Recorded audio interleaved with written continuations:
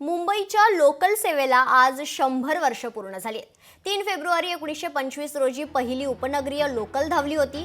1925 साली 4 डब्यांची पहिली लोकल व्हिक्टोरिया टर्मिनस ते कुर्ला दरम्यान धावली होती. मुंबई लोकलमुळे कोट्यवधी प्रवाशांचा प्रवास सुखकर झाला. त्यामुळे आजचा दिवस रेल्वेसाठी अभिमानास्पद आहे.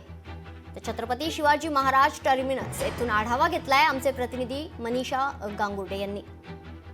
मुंबईची लाईफलाईन समजल्या जाणाऱ्या मुंबई लोकलला आज विद्युतीकरणाला 100 वर्ष पूर्ण झालेत आणि त्या 100 वर्षा निमित्तानेच आपण बघू शकतो की रेल्वेकडून मोठ्या प्रमाणात कार्यक्रमाचं आयोजन देखील करण्यात आलं आहे. या विद्युतीकरणाचा जर आपण टप्पा जर बघितला तर 1925 साली मुंबई CST टर्मिनल्स ते कुर्ला या दरम्यान 4 डब्याची रेल्वे विद्युतवरती धावली होती आणि त्यानंतर टप्प्याटप्प्याने हा टप्पा 8 डब्याची रेल्वे, त्यानंतर 12 आणि आज आपण 15 डब्याच्या लोकलवरती आपण बघतोय. त्यामुळेच कुठेतरी AC प्रवास सुद्धा आता आपल्याला लोकलच्या माध्यमातून बघायला मिळतोय. आपण प्रवाशांशी देखील बात करण्याचा प्रयत्न करणार आहोत. किती वर्ष झाले तुम्ही रेल्वेने प्रवास करताय? 25 वर्ष. 25 वर्ष झाले. कसं वाटतंय आज 100 वर्ष पूर्ण झालेत रेल्वेच्या विद्युतीकरणाला, काय सांगाल त्याबद्दल?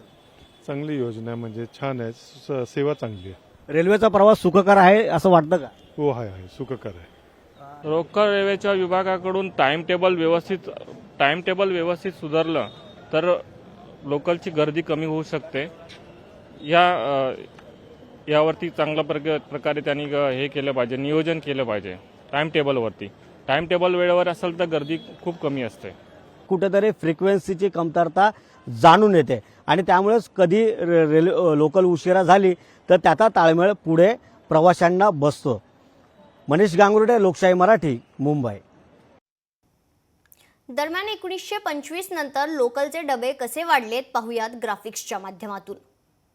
1925 मध्ये 4 डब्यांची लोकल पहिल्यांदा धावली. त्यानंतर 1927 मध्ये 8 डब्यांची लोकल धावली. 1961 नंतर 9 डबे वाढवण्यात आले. 1986 मध्ये 12 डब्यांची लोकल धावायला लागली.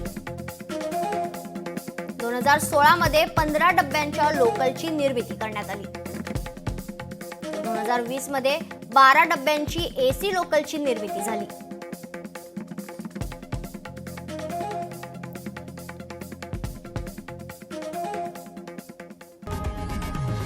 लोकशाही मराठी ऐका, पहा, जागरूक रहा.